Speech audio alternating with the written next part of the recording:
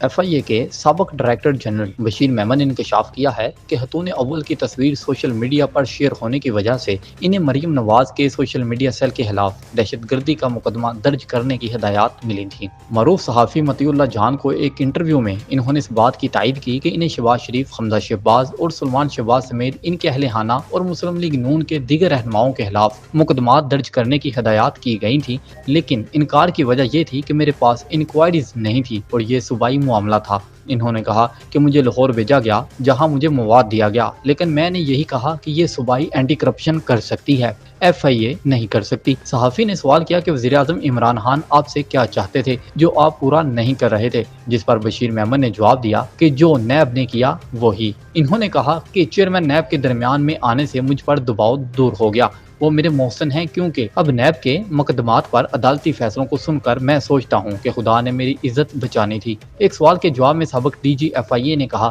کہ مجھے پاکستان کے سب سے اعلیٰ دفتر میں بلا کر سوشل میڈیا پر خاتون اول کی تصویر جاری ہونے کی وجہ سے مریم نواز کے سوشل میڈیا کے سیل پر دہشت گردی کا مقدمہ درج کرنے کی ہدایات کی گئیں، لیکن میں نے قانونی نقطہ اٹھایا کہ اس پر کس قانون کے تحت دہشت گردی کا مقدمہ ہو سکتا ہے۔ خواجہ آصف کے کیس کے حوالے سے پوچھے گئے سوال کے جواب میں بشیر میمن نے بتایا کہ وزیر دفاع تھے اور دبئی کی ایک کمپنی سے تنخواہ حاصل کرنے پر آئین کی دفعہ 6 کے تحت غداری کا پرچہ کروانے کا کہا گیا، جس کی انکوائری کرنے کا حکم کابینہ نے دیا تھا، تاہم ان کے خلاف کوئی ثبوت نہیں ملا۔ ان کا کہنا تھا کہ میں نے عمرے پر جانے کے لیے چھٹی لی ہوئی تھی کہ اس سے 2 روز قبل مجھے وزیر اعظم کے دفتر میں بلایا گیا جہاں ان کے پرنسپل سیکرٹری موجود تھے، جبکہ میں اپنے ساتھ اپنے ایڈیشنل ڈائریکٹر کو لے کر گیا تھا۔ موجودہ وزیر اعظم سے ہونے والی آخری ملاقات کے بارے میں بشیر میمن نے بتایا کہ وہ خواجہ آصف اور مسلم لیگ نون کے دیگر رہنماؤں کے خلاف کوئی ایکشن نہ لینے پر خاصی جذباتی ہو گئے، لیکن میں نے انہیں یہ کہا کہ میری ملازمت کے 3 ماہ باقی ہیں اور 22ویں گریڈ سے بڑا گریڈ کوئی نہیں، اس لیے معاملات اسی طرح چلیں گے جیسے چل رہے ہیں۔